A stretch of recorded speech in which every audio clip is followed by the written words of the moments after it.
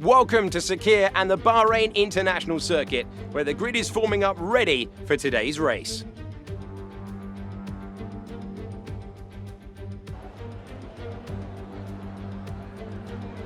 Plenty of opportunities around the 3.36 miles of the Bahrain International Circuit for these young F2 drivers to show what they can do.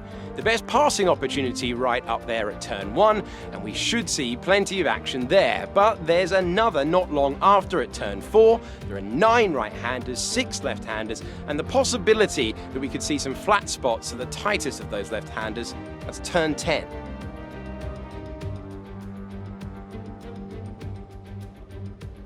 Davide, you're a 3-time winner around here in 1 week, I believe, back in 2012. How on earth do you make the tyres last around this racetrack? They degrade so quickly. To be honest, the key to the race is having a good start so you can get your car into a good position. Then save the tyres as much as you can and push just at the end.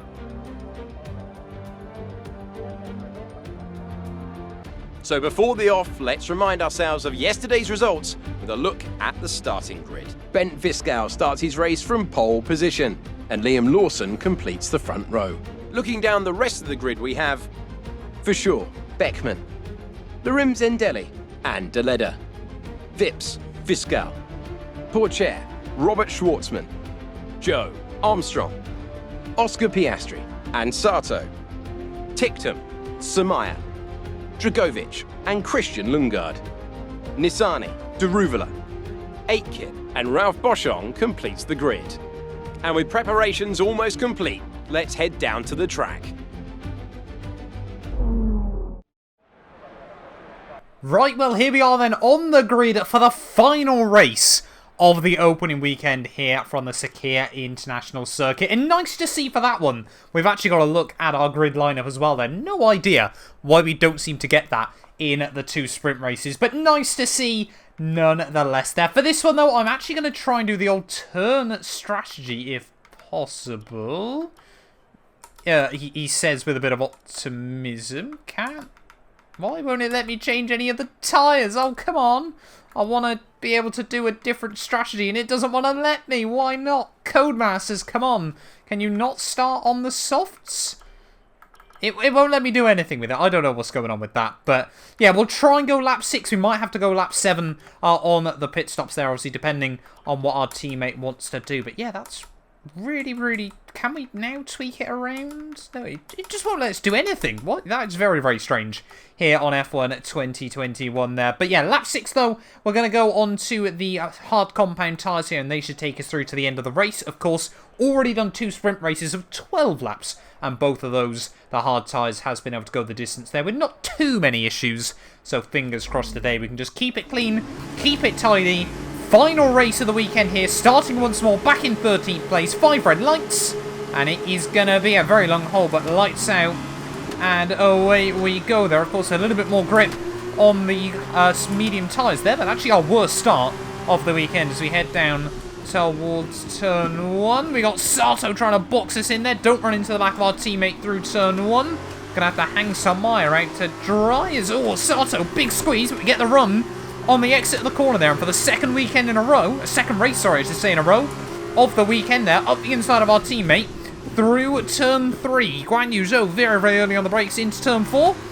And we will say thank you very much there. Having to dodge the UNI virtuosi there. It's like a Bent Viscal really trying to make a move on Teo Pourchaire just in front of him, but brilliant little start to the race there. I think someone else that can say the same is Enzo Fittipaldi there, as again, just like we saw in race 2, almost into the back of someone down into the hairpin there. Guan Yu Zhou, he made it a nice easy move for us, and he's been given the nice easy move back up into P10 there. Of course, top 10 score points in this feature race here, and a lot more points available, so if ever we need to try and move towards the front of the field, this race is going to have to be the one. As we head down the back straight away.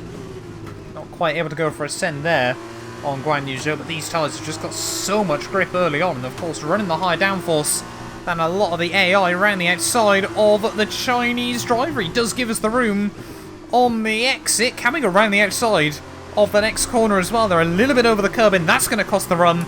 We'll duck back into the slipstream there and not quite able to make anything work on Guan Yu Zhou here, but a brilliant little ding-dong on this opening lap. final corner. Can we roll on the power over the exit curbs? Just trying to, you know, sort of rubber the tyres and get him up to temperature there. Enzo Fittipaldi leads at the end of lap 1 there. Doesn't look quite like he's been able to get the 1 second breakaway. Well, I'm sure he was after there. But Guan Yu Zhou defensive in towards the first corner there. We'll squeeze him to the inside. Move over to the left in the braking zone there. We do go clean around the outside of the Chinese driver. And back up into 10th at the end of lap 1 there. And that was a brilliant but exciting little start to the race. 3 places gained. Can we make it for Bent Viscal in his Trident right there in front?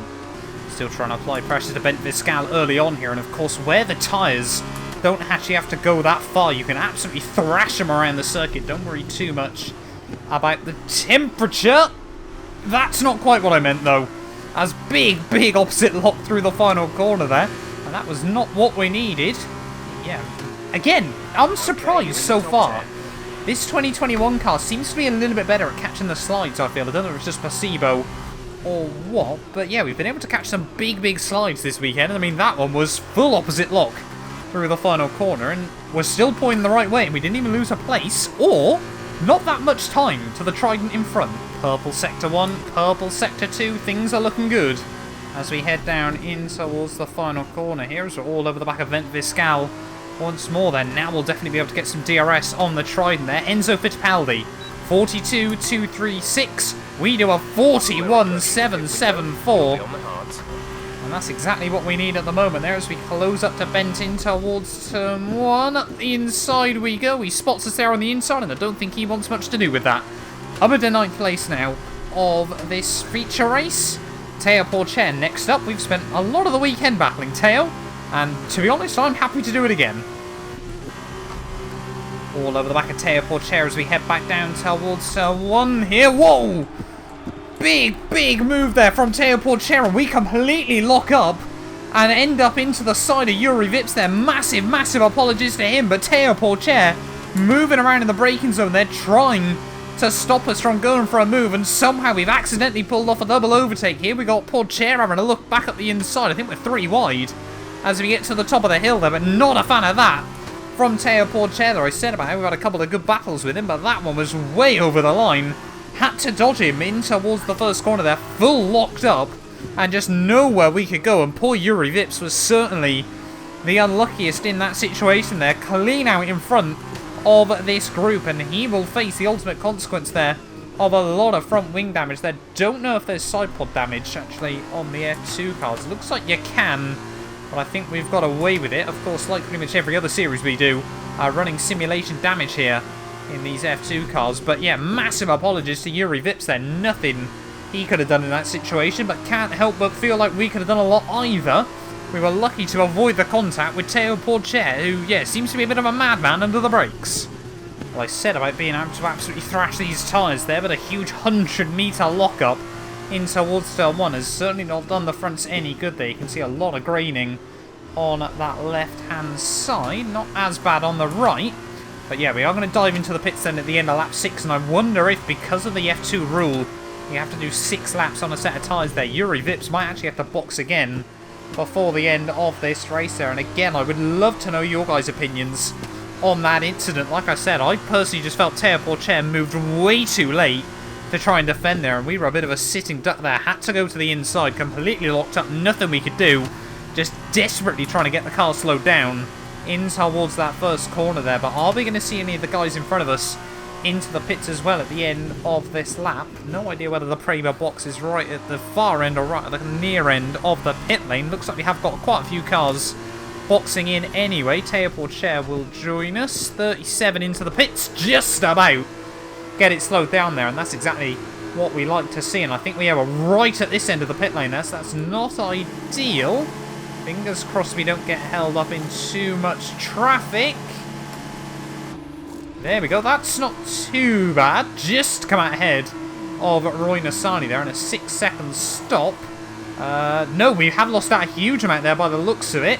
No, Larim Zendelli just in front of us there. I thought it was Bent Viscal for just a moment. We've lost out a bit in the pit window, but it's certainly not been the end of the race for us as we head back out onto the track. Finish the race on this compound.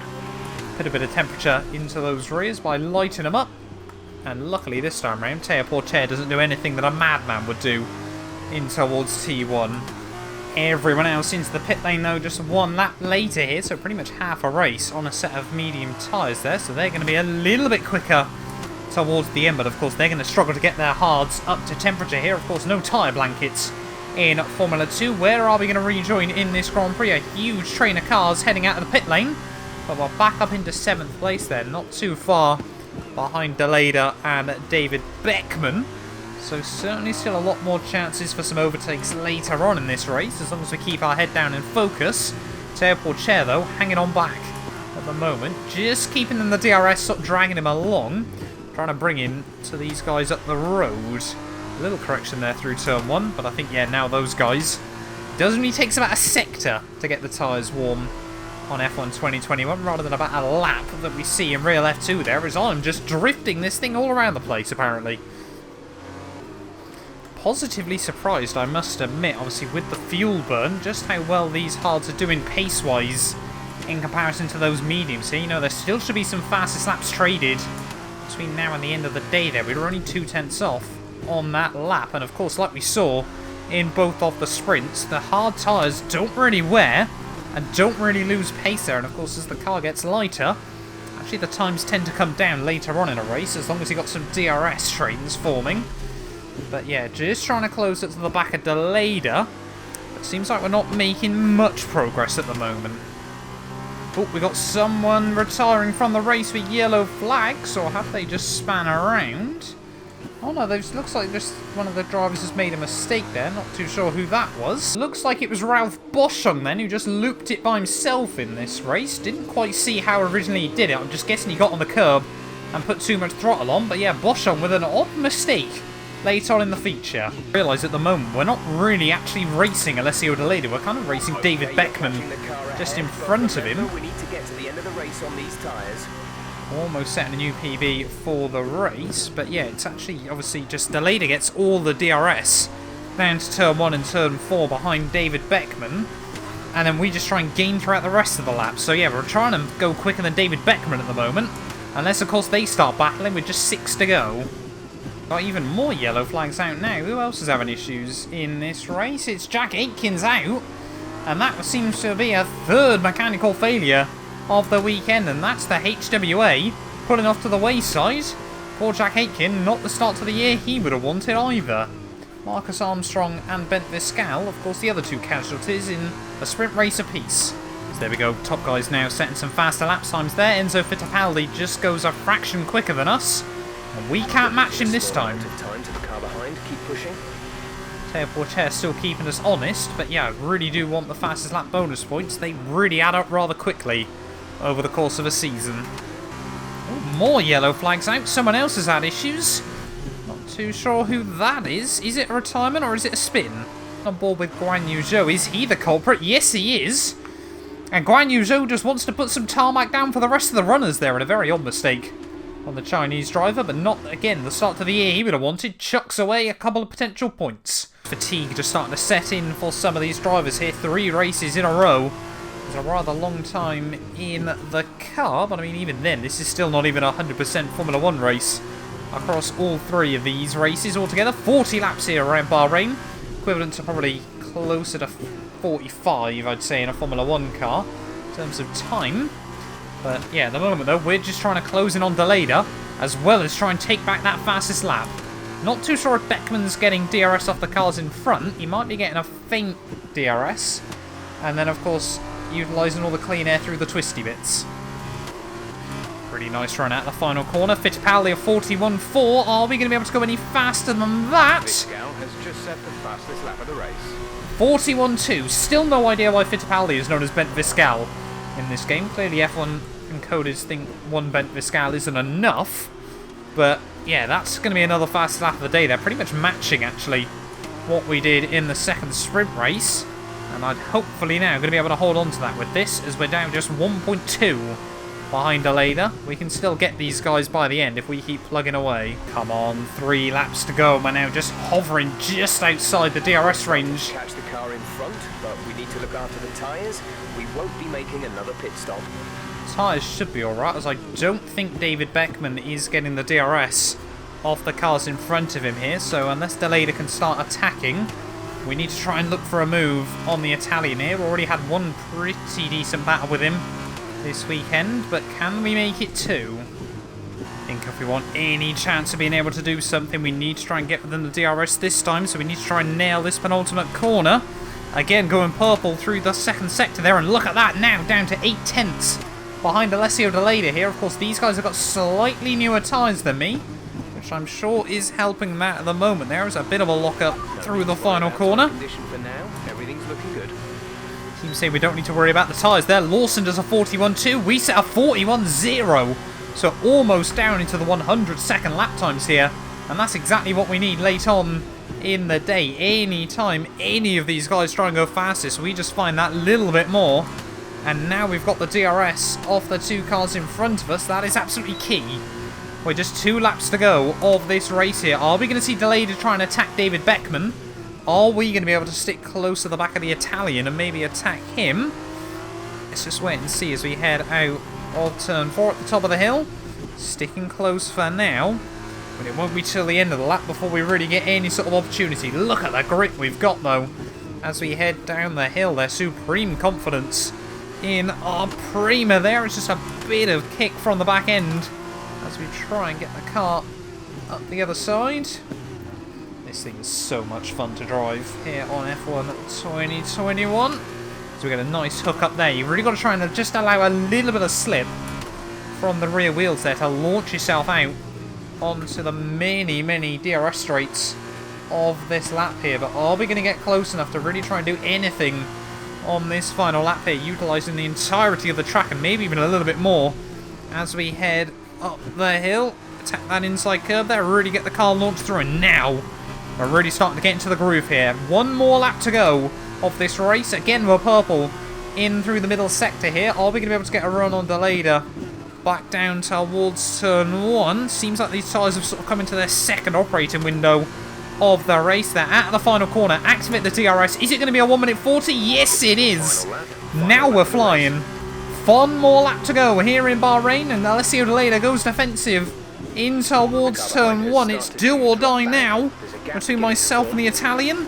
Jeff's just telling us about the gap to the cars behind, and I absolutely do not care there as we squeeze Deleda out through turn 2 and turn 3, and now we will move up into P6 of the race then. Not too sure how happy he is with that one, but are we going to be able to get close enough to David Beckman here? He's kind of just managed his own race here, just kept at Deleda at arms, just out of arm's reach throughout the entirety of this one. Through the S's we go. Big overcorrection there as we try and just keep the front end and the rear end working in unison, but the tyres are really starting to bleed now. With just under a lap to go of this race, we should get the DRS still on David Beckman, unless we get a monstrous run up in towards the final sector of the lap here. I don't think we're going to be close enough to really do anything against the young German driver here. It looks like it is going to be Fittipaldi who takes home the the first feature race victory of the campaign there as well, and absolutely deserves it after a blistering pole lap on Friday night there. But in towards the final couple of corners, what an exciting weekend of racing it has been to kickstart the year here in Bahrain. Round in the final corner, Enzo Fittipaldi is going to become a first-time winner in Formula 2 as well there. We just can't get close enough to David Beckman on this final lap there, but 3 winners from 3 different teams, and for us it's more solid points, and that's what we love to see. That's the end of the race. We'll see you in Parc Fermé.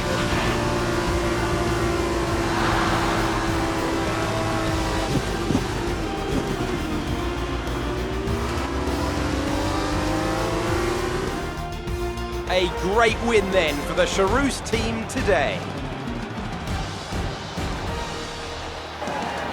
So, Davide, how exactly did they set themselves apart from the pack today? Although the Formula 2 cars are all the same spec, the winner just looked better out there. It would have been a combination of getting those tires up to running temperature faster and driving to the condition on track. They made it look easy out there today. It's time for those well-deserved celebrations. They may be one of the newer teams to join F2, but the Charouz team have shown they're a force to be reckoned with taking home the victory. Well done to everyone on the team.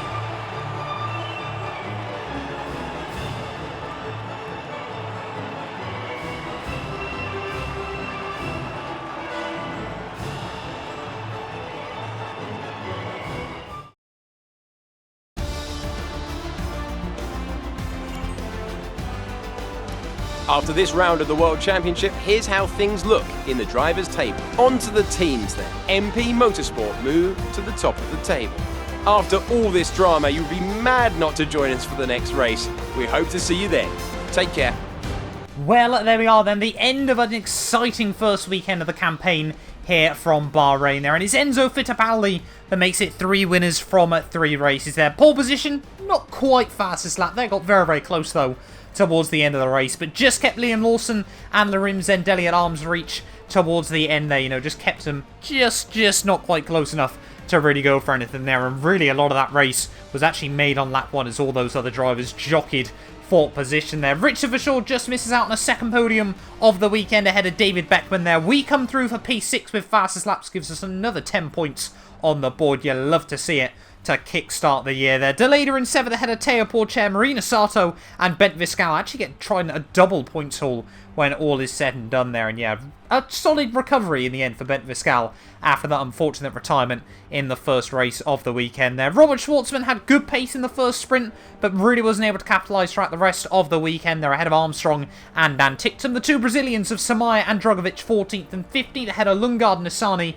Dejan Daruvala, Yuri Vips, Guan Yu Zhou, Ralph Boschung, and then Jack Aitken, the only man not to make it to the checkered flag in race 3 there. Means championship-wise, Fittipaldi 10 points clear after the first race weekend of the season there. Liam Lawson in P2 ahead of Larim Zendelli and Richard Verschoor. The MP Motorsport drivers tied on points and worked together to take the lead in the Constructors' Championship there. Race Labs, Alessio Deleda in P5 ahead of David Beckman in 6th for Campos. Prema 7th and 9th there with Teo Porcher just between us on 17 points there. Guan Yu Zhou just inside the top 10 there, and yeah, like we said, the 2 Tridents 11th and 12th with their first points of the year. Means it's just Armstrong, Ticktum, Samaya, Drogovic, Lundgaard, Nasani, Daruvala, Yuri Vips, Boschung and Jack Aitken yet to score there after the first race weekend of the year. Teams-wise, MP Motorsport, like we said, on top, 58 points there. All of Enzo Fittipaldi's points mean that Charouz are in P2 ahead of Prema on 33 points. High-Tech just behind us on 30. HWA in 5th